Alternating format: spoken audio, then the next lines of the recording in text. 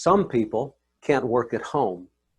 Human thinking impacts a person's natural ability to work remotely. How a person learns, uses words, and processes numbers is something we can measure and observe. As a leader, you can better understand which employees are more fit to work remotely and better predict those who are less fit to do so. Even if you are not our client, you'll find some takeaways here. Welcome to part 4 of a 5-part series on personality versus working at home. You can see all of it on our vlog page at jobmatchassessment.com. This week, we concentrate on how a person's natural cognitive style impacts their ability to work remotely. Does a person learn quickly or through repetitive concentration? Are they good with numbers? Are they good at verbal communication? Commonly, people call it intelligence. With our PXT Select assessment, we measure it on the thinking style scales. Our assessment writers measure cognitive fit using 5 scales.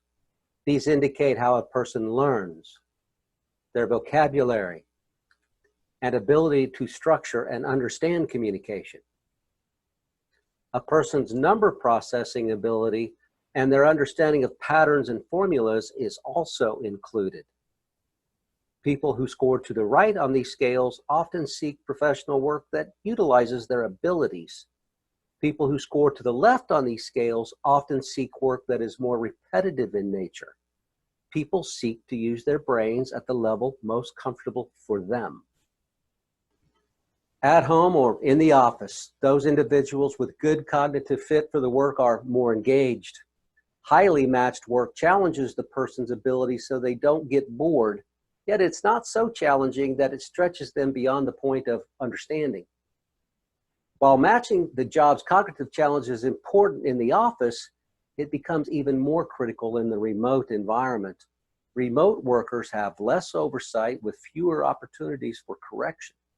If a person's thinking abilities are above the requirements of the job, they tend to overcomplicate things or seek mental challenges that are not related to the work. That lowers productivity.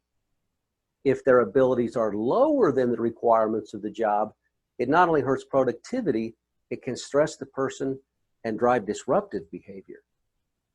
We help our clients understand if a person's cognitive fit is appropriate for remote work. Here is an example comparing 2 people to a CSR role in a benefits organization. Using Wiley's PXT Select assessment, we know that Ginger, initials GA, is right-shifted on the cognitive scales.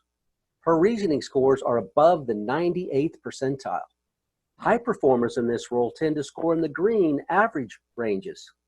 She thrives in the office because difficult problems are referred to her by the supervisor and her coworkers. In a remote situation, her brain is likely to disengage and seek other challenges. Compare Joe, initials JB.